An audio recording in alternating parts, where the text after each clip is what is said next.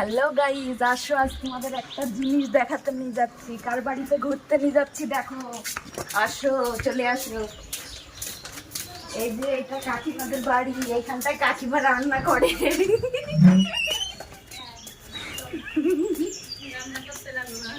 এই দেখো, এটা পিয়া, এটা মজলা, আর এটা ননদ। কি অবস্থা বুঝেছে? আর এই দেখো কাকিমাদের একটা কত সুন্দর উনুন আছে দেখো। এইখানেও মাঝে মাঝে বসে কাকিমা রান্না করে। জায়গাটা দেখেছো কত সুন্দর, ছিমছাম টিপটাপ, কত গাছ। ওইদিকে দেখাও দেখাও, ওই দেখো ফান্টুস, ওইটা বডি বিল্ডার আমাদের।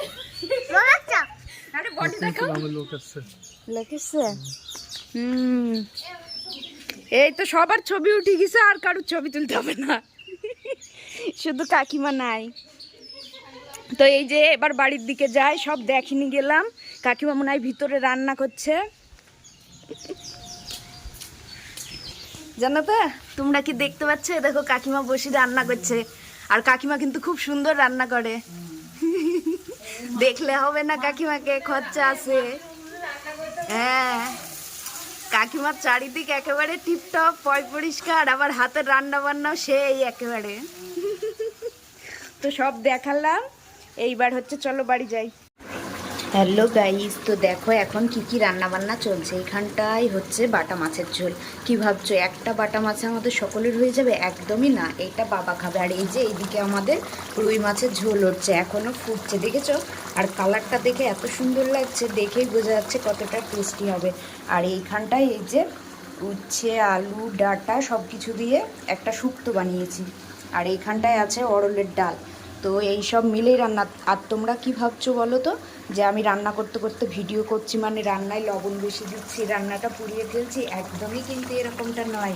রান্নাটাও কিন্তু সঠিকভাবে করতে হবে, কারণ পরিশ্রম করে যেমন ভিডিও বানাতে হবে, তার পাশাপাশি পরিবারের লোকগুলোকেও কিন্তু ভালো রাখার দায়িত্ব বাড়ির বউদেরই।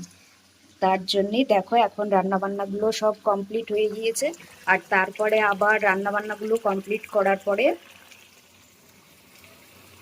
আবার ভিডিও, মানে শর্ট ভিডিও কি হবে সেটা বানাতে হবে।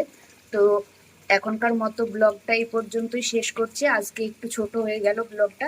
তো তোমরা সবাই দেখো, আর কেমন লাগলো অবশ্যই কমেন্ট করে জানিও। এই যে দেখতে পাচ্ছ রাস্তার উপরে হনুমান,